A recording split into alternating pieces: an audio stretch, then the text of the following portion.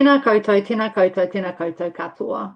Nau mai, haere mai, welcome to the University of Auckland Early Childhood Seminar Series. We'll begin our time together with karakia that is often used in OMEP meetings and which seems particularly relevant for today's seminar. Me inoi tātou. Manakitia mai mātou I tēnei hui, kei whakaaro mātou mo te kaupapa o na tamariki. Haumie, huie, tai kie.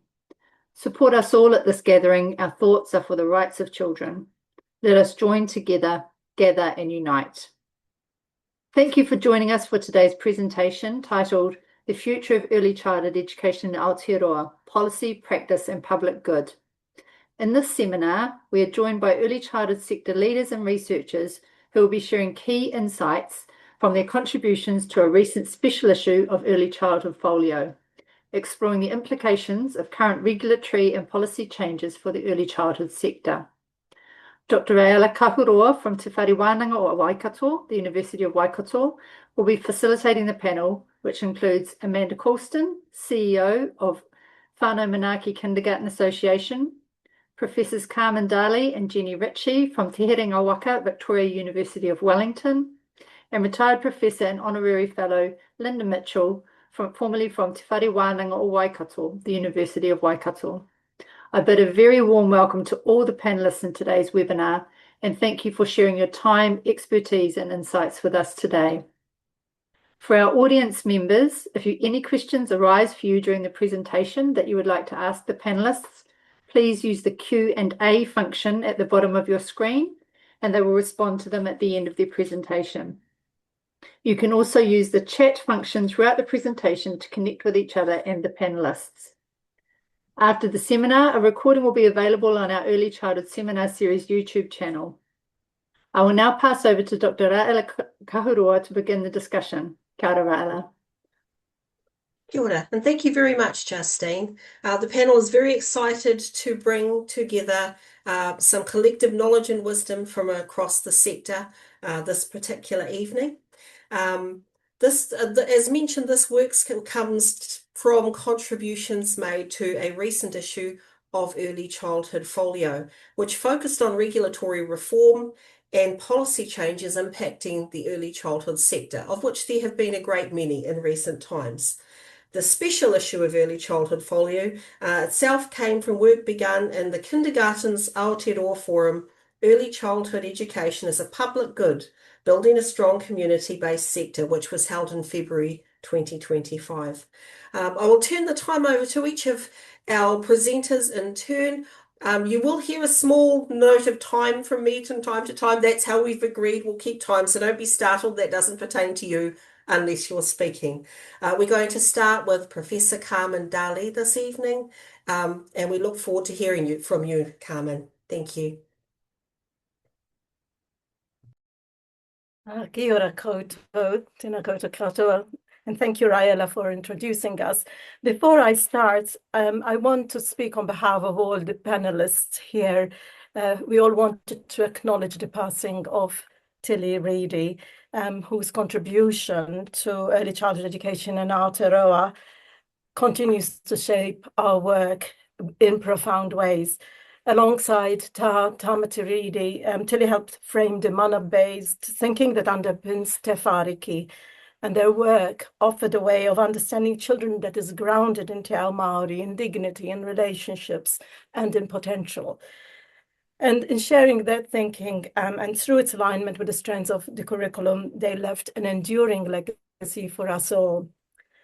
We really particularly appreciated the open-heartedness of Tilly's words always, and as they are also reflected in the refreshed Te Whāriki of 2017. And her words continue to guide us as we show up with care, with respect and responsibility in our work with tamariki. Kia ora. So,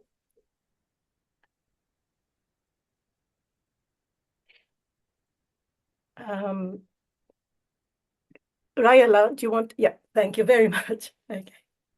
So, my part in today's hui is to talk about future policy for infants and toddlers. And I aim to do two things.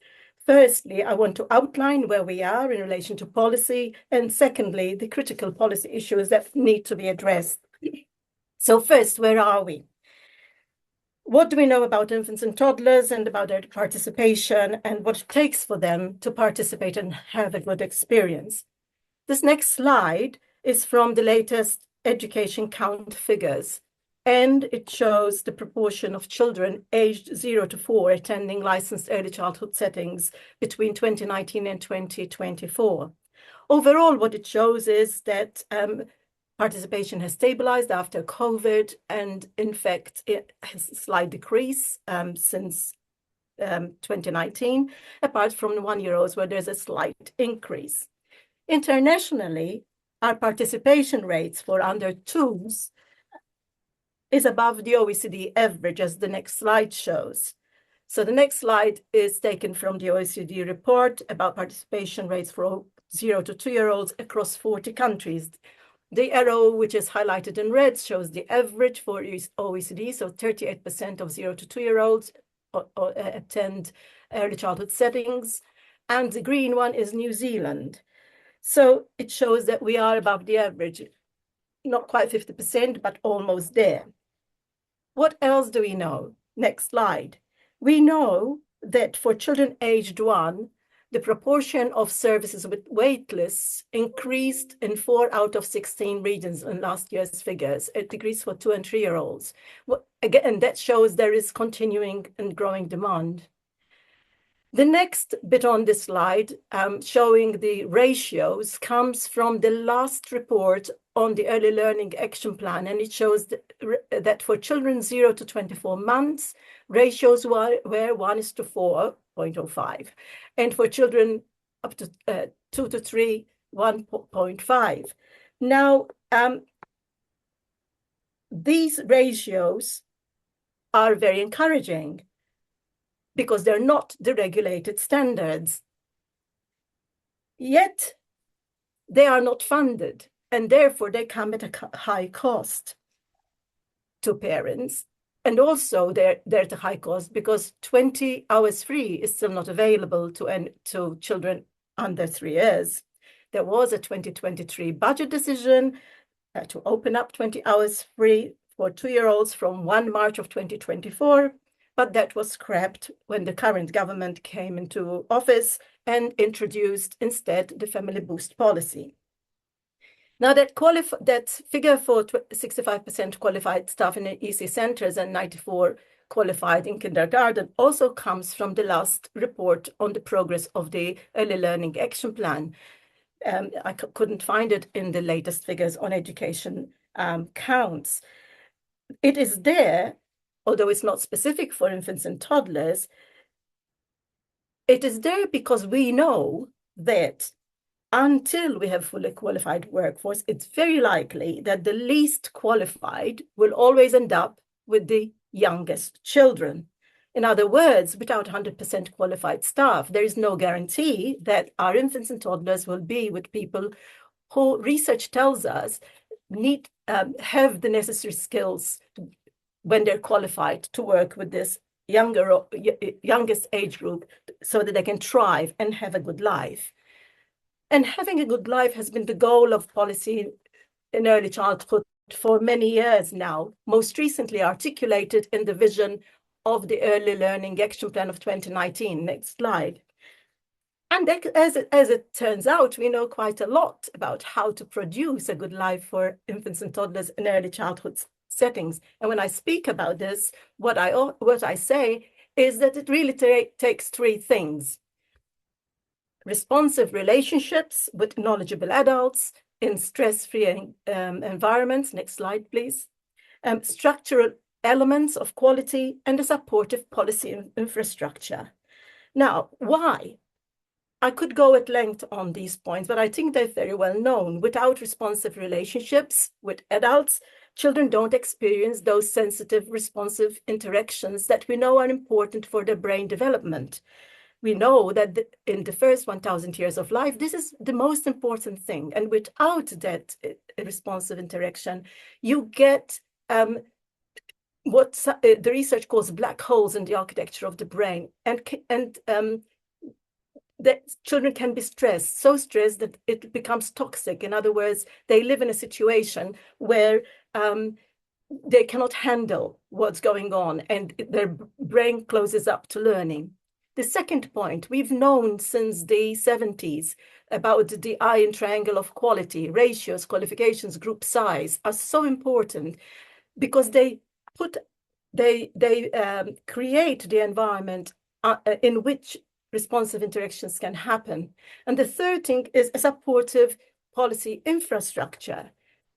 In order to have the responsive interactions, you've actually got to have the conditions in place that mandate the structural environments, the structural elements of quality, so that those responsive interactions can happen.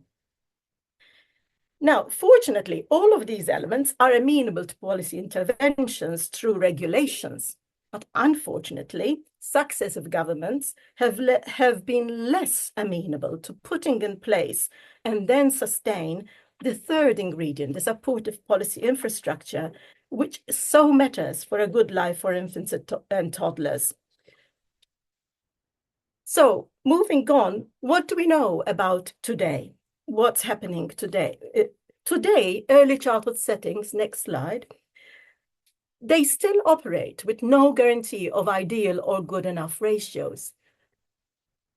I confess that when I was looking at this issue, I felt a mixture of both despondency and outrage, really, because these are issues we have tackled since the 80s. We still have no guarantee of qualified staff with infants and toddlers, no regulated group size, no 20 hours free for under 3-year-olds.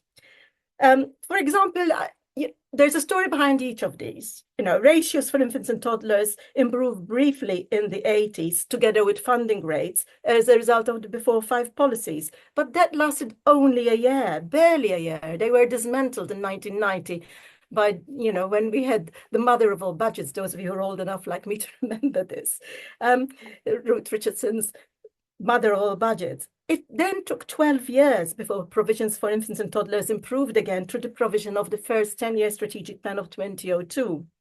But again, political misfortune struck, and we had a change of government in 2009, which lowered the target of 100% qualified staff down to 80%, thus, again, shattering the hope of having qualified staff with under 2-year-olds.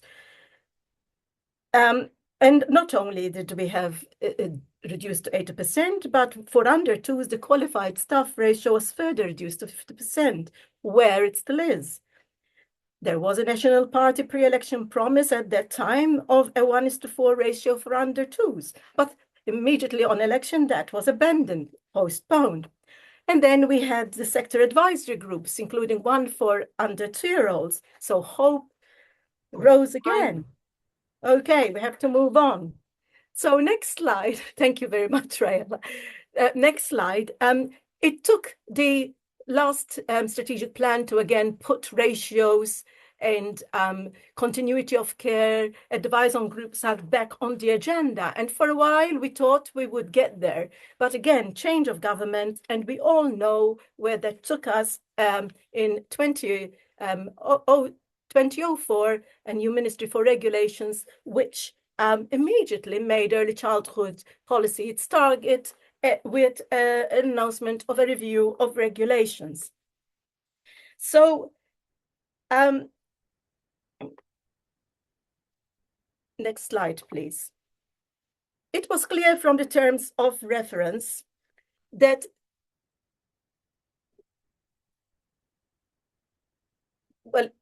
when the funding review recommendations came out, there were 15 of them. One of them was particularly concerning. Well, there were many concerns, but one of them was a statement about this proportion of qualified teachers, which raised again the prospect that there was not a commitment to 100% qualified staff.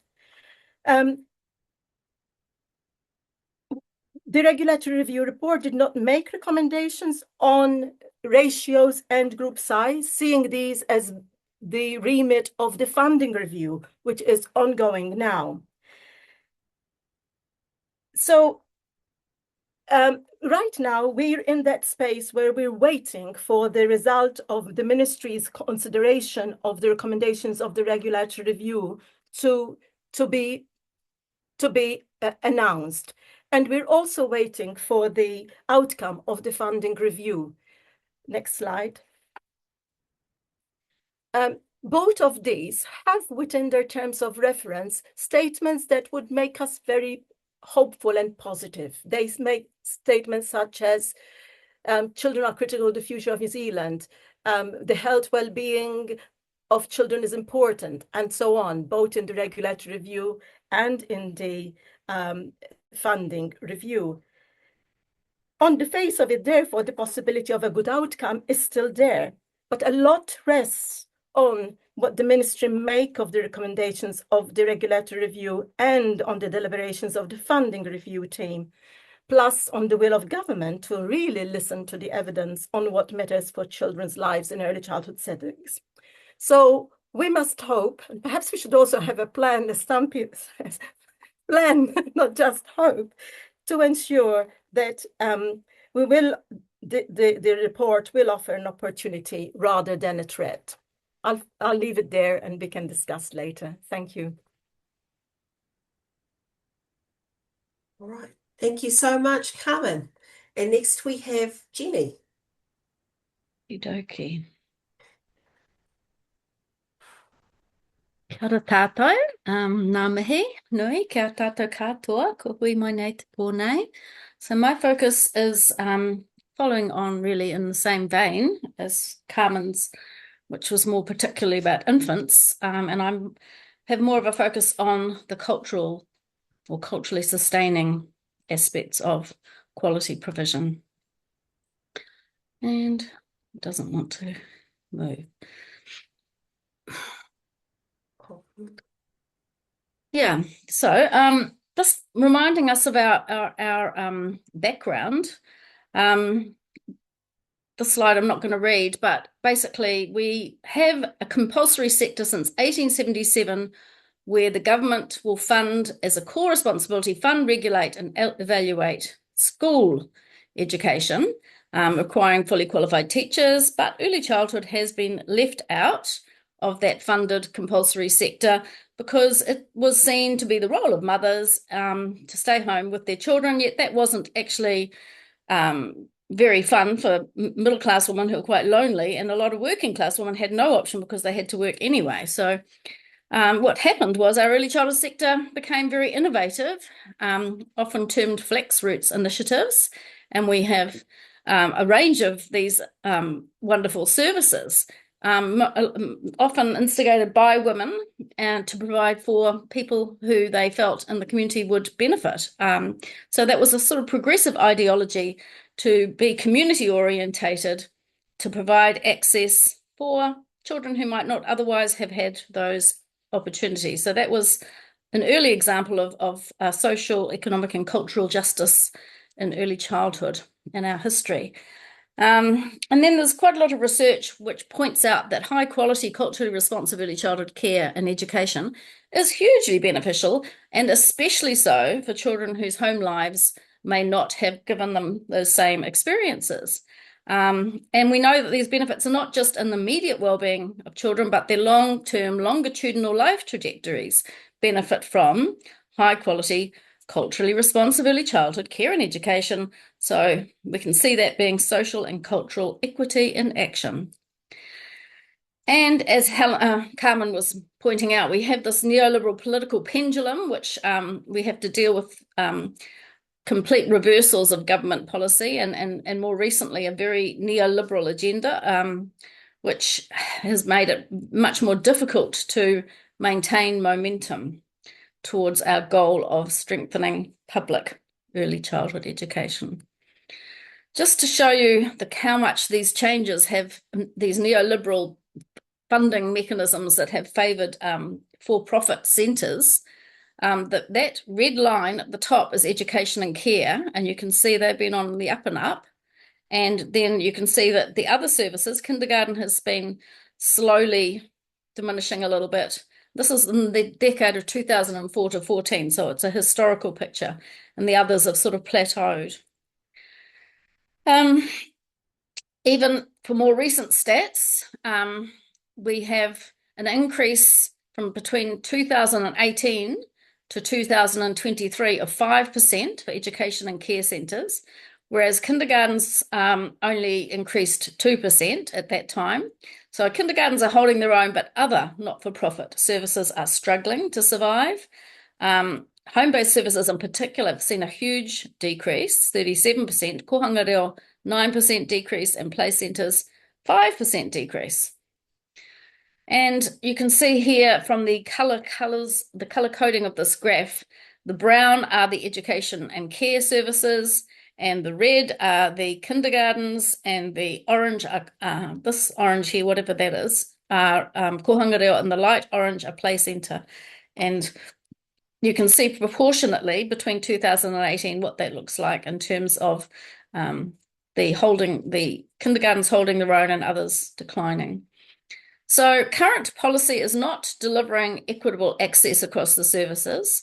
And one of the reasons for that is that a huge amount of funding, we have very extensive government funding subsidising early childhood services, which are one of the highest funding rates per capita in the OECD, and yet for families, we are one of the least affordable in the developed world. And there are black holes in access, particularly for Māori single parents and those in poorer areas, and many community-run centres are being forced to close. And this comes from work by Michelle Duff a couple of years ago for Stuff.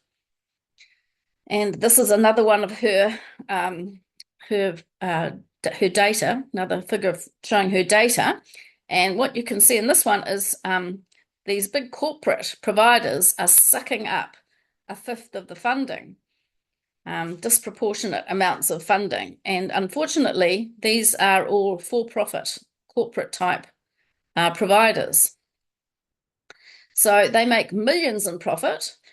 Best Start is registered as a charity, and their profit goes to their family, the Wright Family Trust.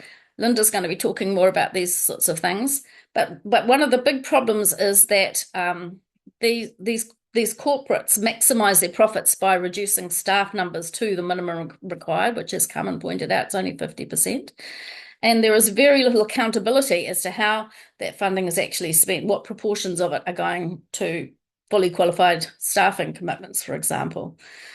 So I think we need to really lobby the next government that will listen to provide pathways to make it really less profitable for the for-profit services and expand our community-based sector.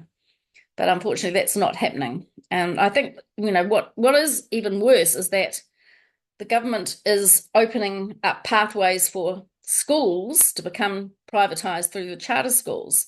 And that's yet another vehicle for private businesses and corporations to profit from government funding with little accountability. So just to focus on te reo for a moment, there are only 43 te reo Māori bilingual and immersion licensed centres outside of kōhanga reo. This has decreased by 12 recently. Māori immersion and bilingual early childhood services account for only 0.1% of all services, and under 3% of all tamariki Māori attending a licensed early childhood service were attending a te reo Māori bilingual or immersion service other than kōhanga reo. So outside of the kōhanga reo sector, our te reo immersion provision is very low numbers. And then we have a very interesting situation in terms of our ethnicities. This is the latest stats from 2025, which is from last year's early childhood census, I guess. So you can see that European enrolments in early childhood services are 40%. And this is lower than the last time I looked when it was 48%. Asians, 22%, Māori, 25%. And I don't know why they have it in this order. Apologies for the weird order. Not applicable at unknown and other. And then nearly 8% for Pacific. So we have a very interesting demographic diversity mix going on. And I'm not sure that we're time? I'm sure that we need more. Is that 1 minute? Is that 1 minute, Raela? Anyway, just to wind up, I think we need to be responding to increasingly complex diversities and not relying on this one size fits all, or I treat all the children the same approach, which Ero has previously identified. We need to restore that commitment to a fully qualified teacher workforce. We need to provide more professional learning for teachers around supporting diverse ethnicities within early childhood. And I know that some teachers are still working on te reo and te ao Māori, but in doing so, they're already moving away from a monocultural lens. That's the first step to broadening their repertoires to affirm all the languages and cultures of all their attending families. So, just finally, to round up, ECE has not been treated as a public good as per schools. We have this tradition of flax roots, strong social justice origins, supported by our curriculum Te Whāriki. However, the neoliberal policy incursions have swung our sector towards a very privatised sector. It's about 70%. Public funding is dished out for across the board with little accountability. There's inequitability of access, and particularly for provision of te reo Māori services. Oopsie, I just messed it up. And we need to address this question of super diversity. We need to work with the things that Carmen's been mentioning about fully qualified teachers and better ratios, and support to increase capability in te reo. And we really have to lobby this election coming up, this election for high, we should look at the policies that the different parties are offering with regard to funding high quality, not-for-profit, culturally sustaining ECE as a public good to ensure equity, accountability, and long-term societal benefit. And that is me. Thank you. Thank you so much, Jenny. That's, again, a very powerful presentation. We're going to move on to Linda Mitchell now. Just going to get that.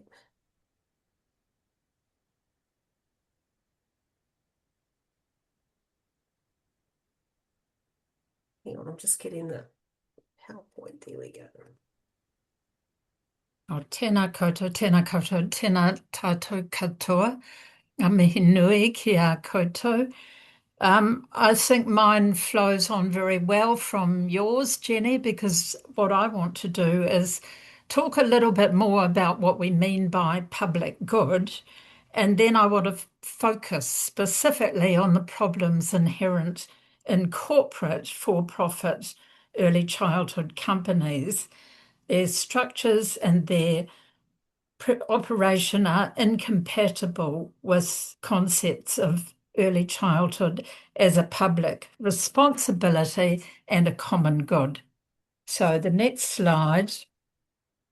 Public good arguments are based on understanding that benefits of early childhood go beyond individuals to encompass collective benefits for the good of society.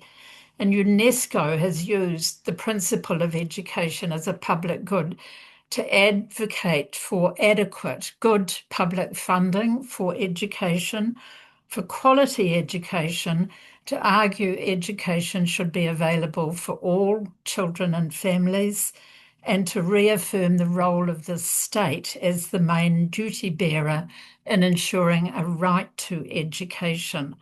So I think thinking about the purpose of education as a public good is a really important place to begin. What education might possibly be.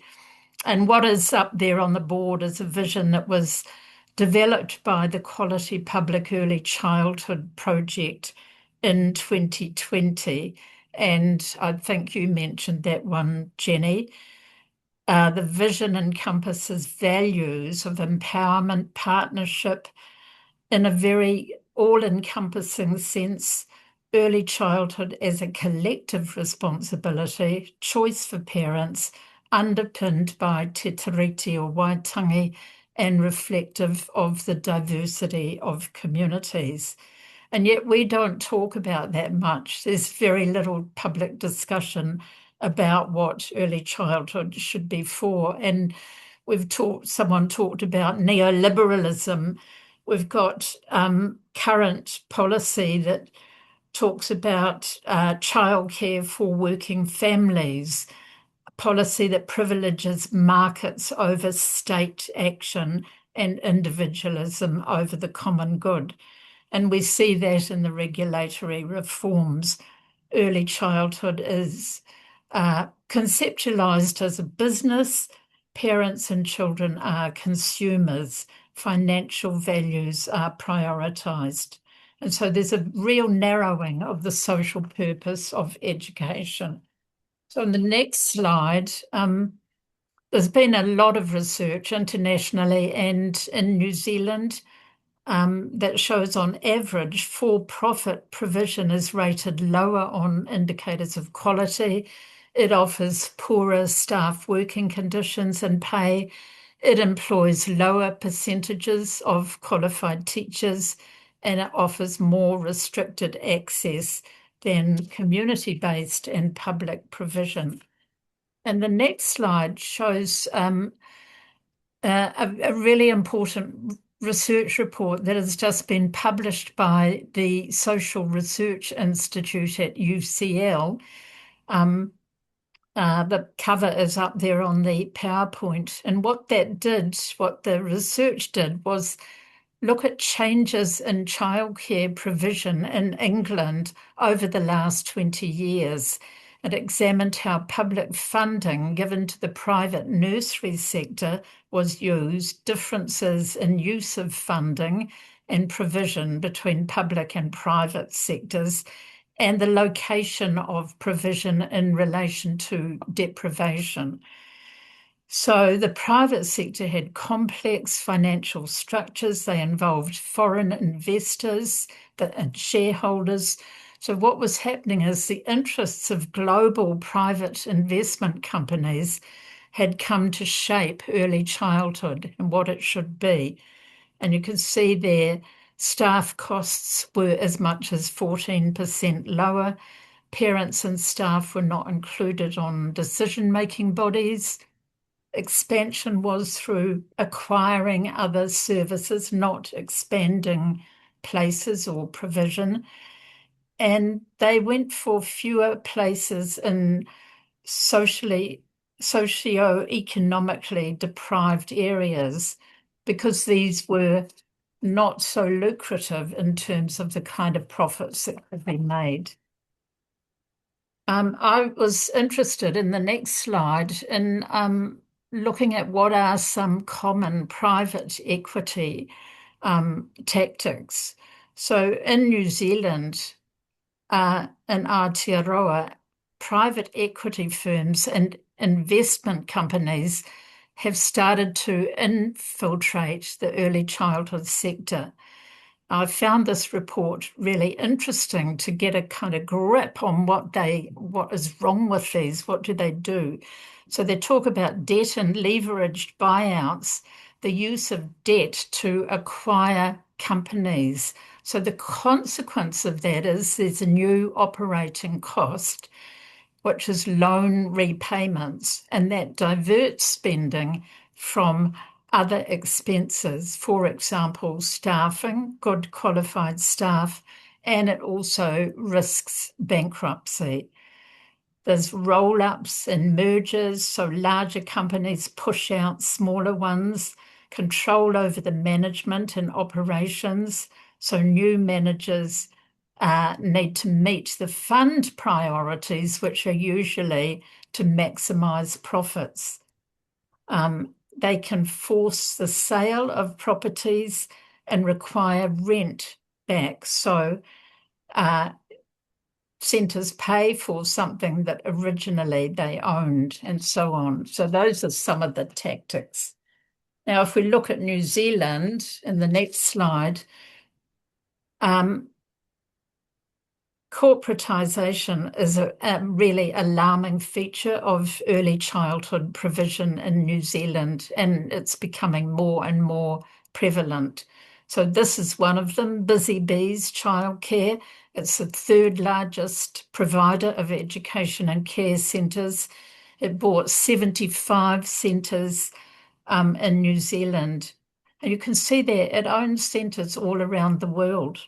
A report by the United Workers Union exposed busy bees for paying really exorbitant salaries to owners and executives, and also avoiding tax by paying the parent company offshore and then registering a debt. So that was a trick that it used.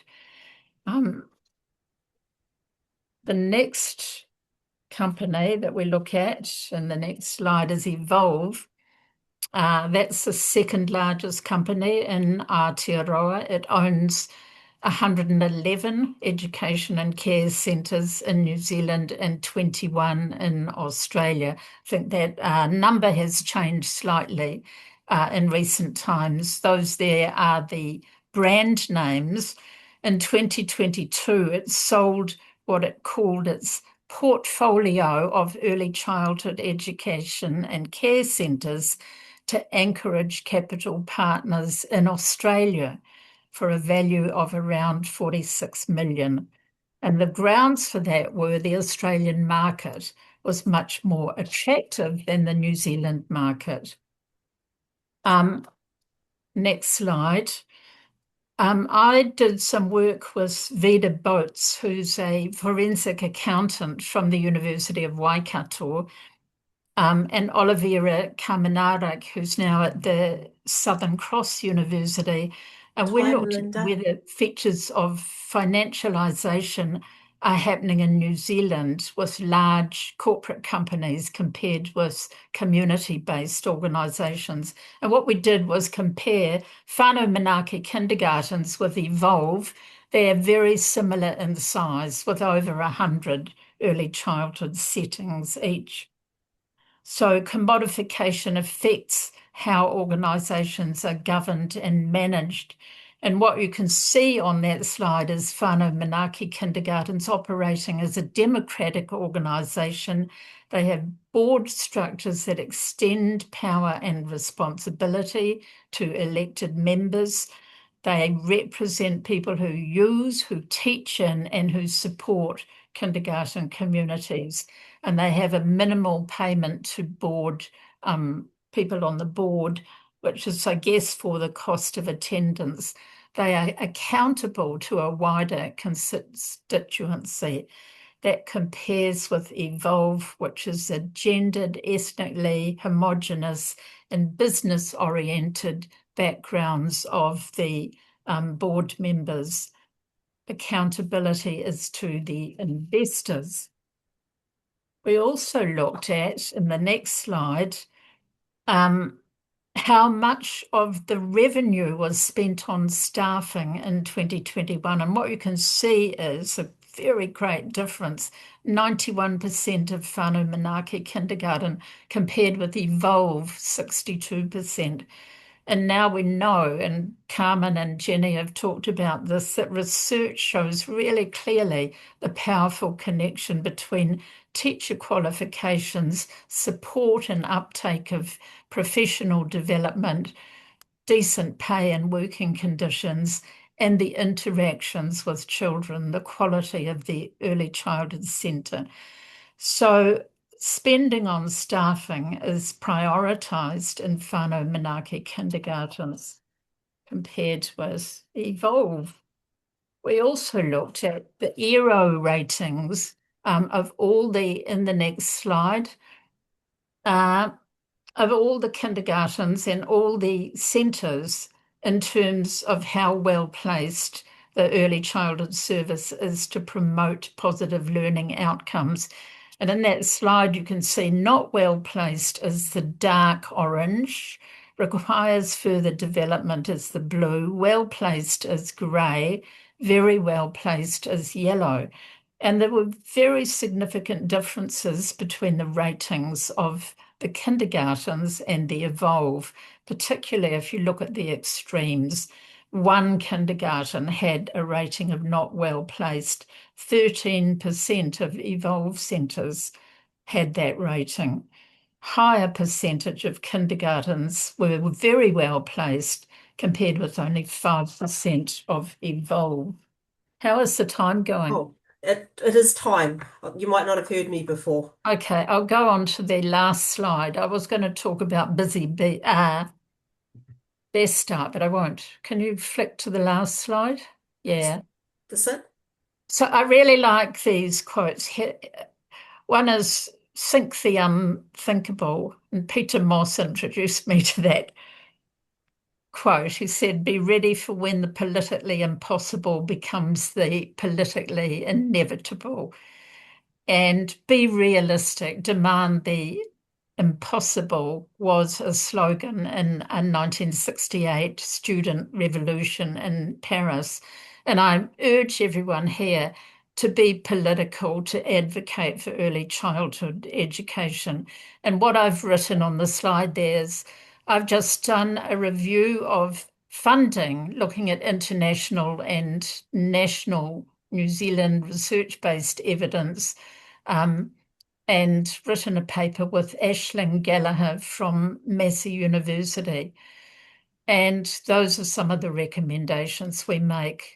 I would just reinforce the absolute importance of control over fees and strong financial accountability, investigation of tax avoidance, public funding not to be available to new for-profit, community providers. Okay, I think it's someone else's turn now, is it? Yep. Yes.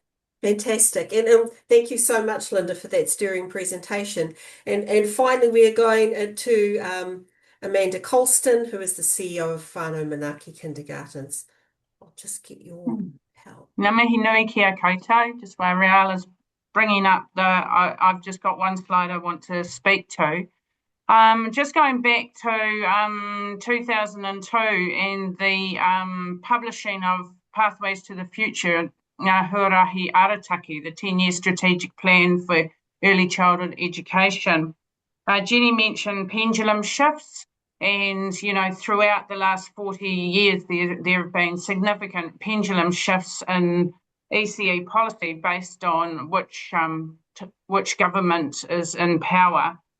But back in 2002, the 10-year strategic plan was established, and it encompassed 3 principles. The first I want to talk about is that ECE is a cornerstone of the education system, and that's significant. It's seen as a cornerstone of our whole education system.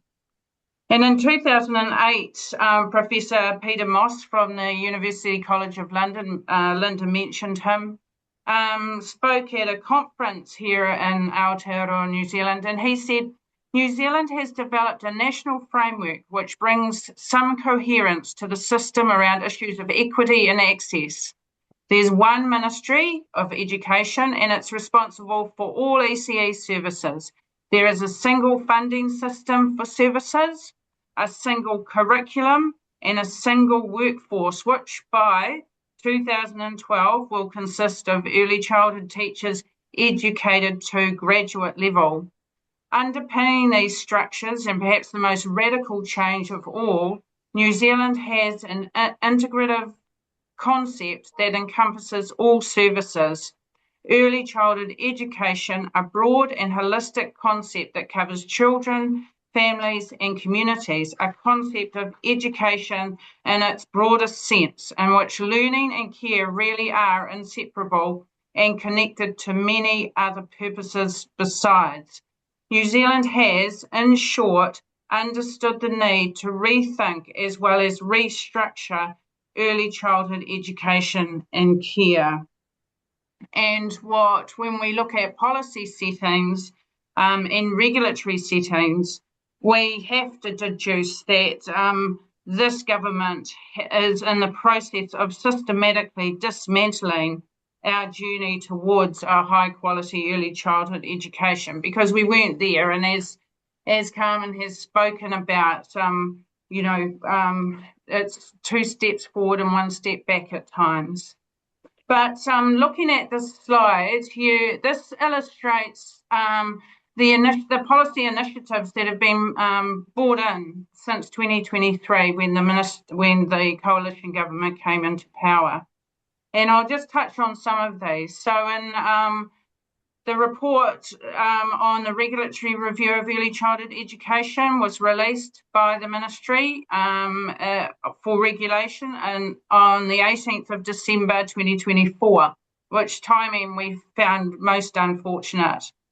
The Minister accepted all 15 recommendations, and in April 2025, he took a paper to Cabinet and the recommendations were accepted with consequential actions. There were 15 recommendations, as been said. Two of them that were of particular interest and focused on in this slide were recommendation 9 and recommendation 10.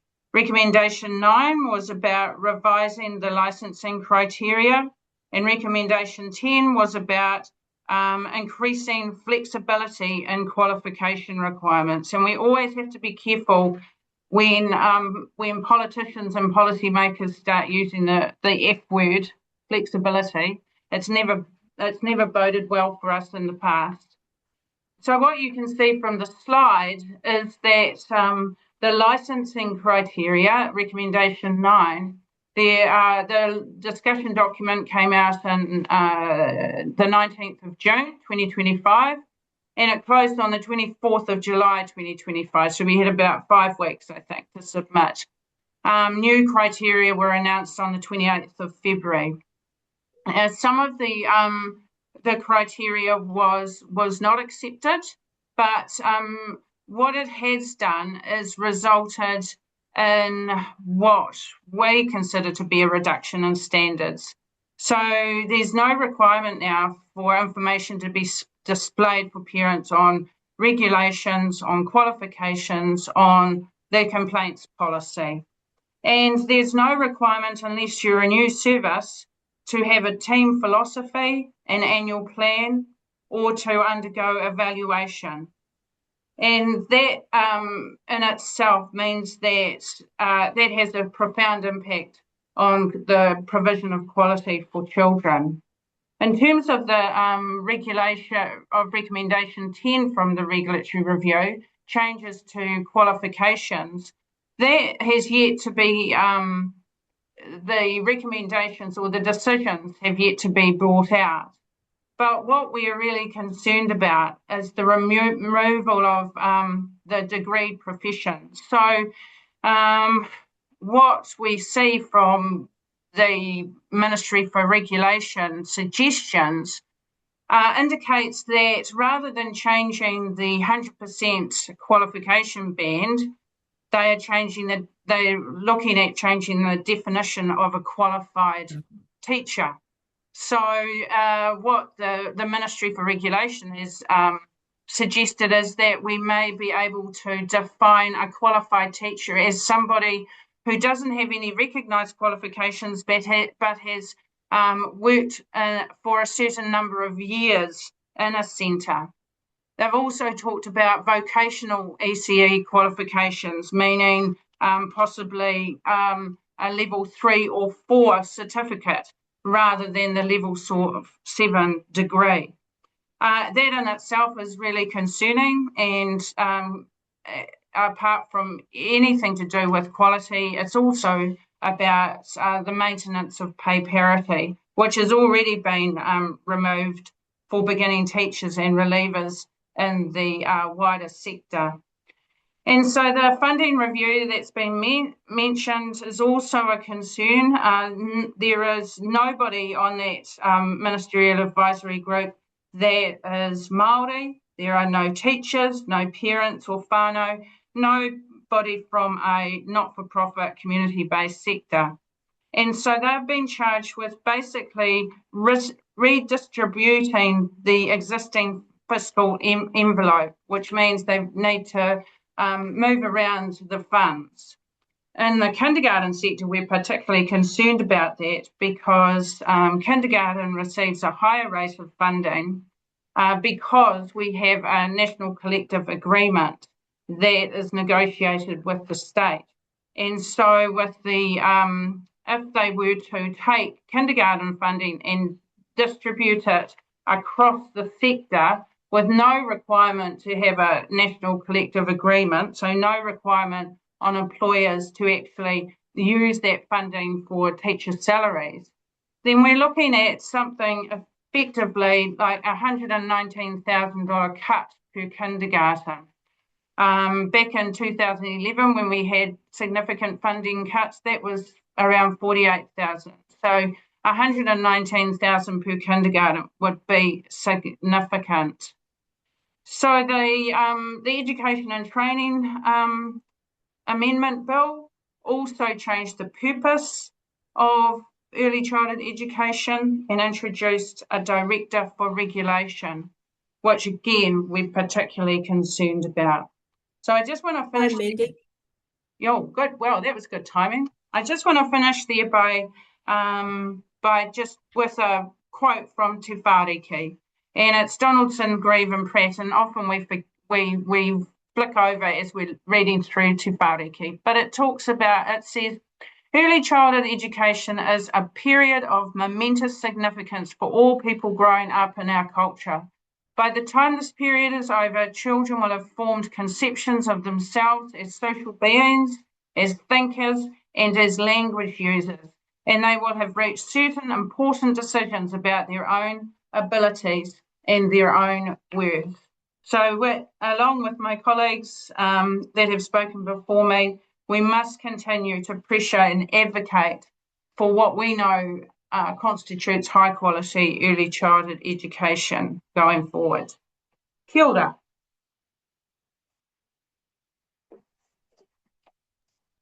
Kia ora, and thank you very much to our amazing panel for their stirring presentations.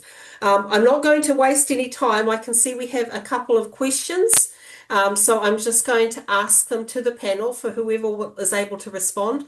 This is from for Jenny. What factors impacted the reduction of te reo Māori in early childhood education?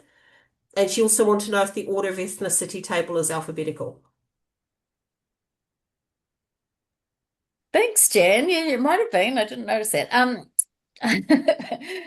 I guess the same factors impacting Māori immersion services as are impacting all the other not-for-profit services is that if you're trying to keep your fees low and provide high quality, which means paying teachers what they're worth, it can be unsustainable, I would imagine.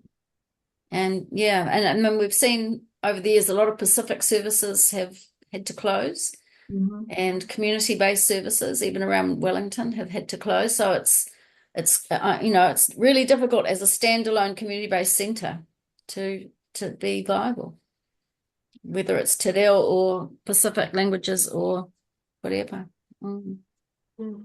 Thank you. And we have another question for the group. It says, is this the time to develop a set of briefing papers to guide the next government? Briefing papers seem to follow nicely from the special issue.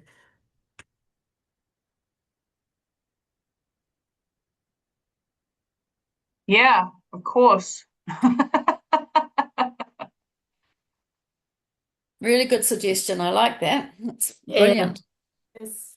Part of writing for the folio, the edition, was to highlight the importance of the policy settings and the impact of a lack of policy on quality and advocating for quality. So again, these wonderful women have written a number of opinion pieces as well, so it can easily be drawn.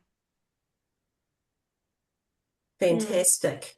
And just I'm going to let people respond. I'm just going to say I've put the link to the edition of Early Childhood Folio that we've all been referencing tonight in the chat. It's accessed through the Aotearoa Education Collective for those who wish to access it for free.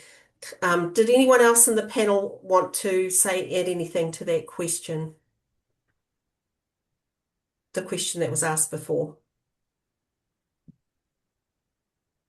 Well, no, I think we all agree. It's time to plan, not just hope. And I think people have been doing that through their writing and, you know, and Kindergarten in Aotearoa has been working on this as well. And various people have been, you know, trying to influence by meeting with the funding review team. And of course, we don't know what will happen because they have to rise to the challenge, but then it really does depend on the will of government. But in a way, it's forcing us to put our heads together so we'll be able to brief whoever comes in at the election.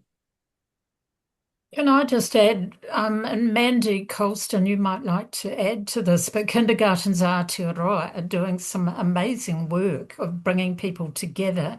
And the paper that I referred to, having written with Aisling, I wrote for Kindergartens Aotearoa to bring together the evidence about international funding and what the impact of different systems was. And I know that they are promoting and working to develop what they see as a good funding formula that will, you know, do everything that we want to. Do you want to add to that, Mandy? Yeah, again, it's drawing from the experiences of the past to be able to inform the future, and you know, having an alternative funding model to that we actually like setting the standard. It's the same Te Whāriki, you know, set the standard for us, and so it's really important for us to have a blueprint that we believe that government should be adopting, and that's part of our advocacy. I think it's really important too that you know, we're in a fortunate position, kindergarten, in the sense that we have the kindergarten association structure. But this is by no means about just advocating for kindergarten. This is about advocating for high quality early childhood education across the board, and supporting our colleagues in the wider sector to be able to achieve wage and salary justice, but also to be able to advocate and support all children accessing high quality early childhood education, regardless of whether it's a kindergarten, an education and care centre, aongamata, play centre, whatever, that's what should be happening. So I just don't want people to think that it's all about kindergarten. Just so happens that's where I'm from. Fantastic. We've had a couple more questions come in. One asked what they're wondering what role the Teaching Council have played in this regulatory review framework and what else they could have done or should have done to challenge this. Any thoughts from the panel? Well, I just think that the Teaching Council has been again inundated with change, demoralised by change. The move from, you know, proposal to move it into the ministry. Again, it's really hard to get your head above the pulpit if you're trying to just survive. So that's where we need to keep advocating as well. No, fantastic. Thank you, Mandy. We do have one more question, so I'm going to move on to that one. Do we have any resources to conduct a 20-year study mirroring the one Linda shared by UCL? Oh, well, we're trying to get funding to do something like that, actually, at the moment. But whether or not a group of us have applied for a Marsden Fund, we'll hear later in the year about that. But it's actually getting the resources, isn't it, to do it? We've got the people, but if you're working with a university, then you need the funding as well, and you also need to be able to undertake the research. Yeah. Fantastic. Look, that's all the questions that are in the chat. I know we could all talk animatedly about this for some time, but the hour has come. I'm just going to, before we close, also acknowledge Professor Alex Gunn from the University of Otago, who was also part of that special issue.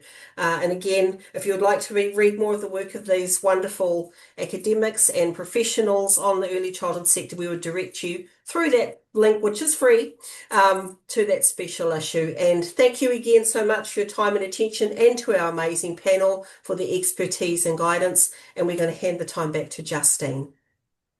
Kia ora. Kia ora.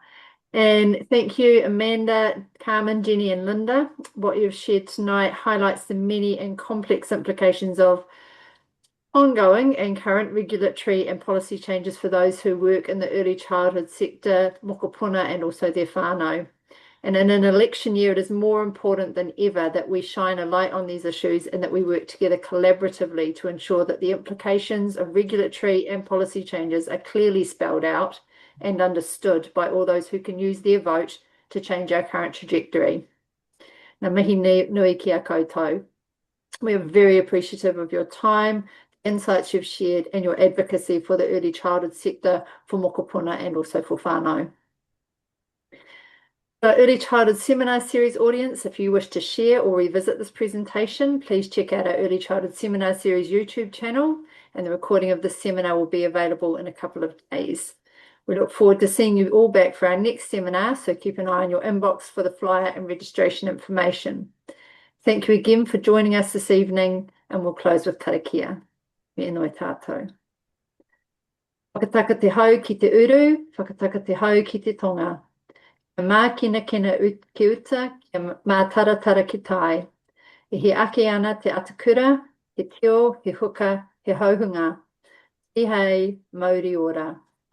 Ka kite, and kia kaha.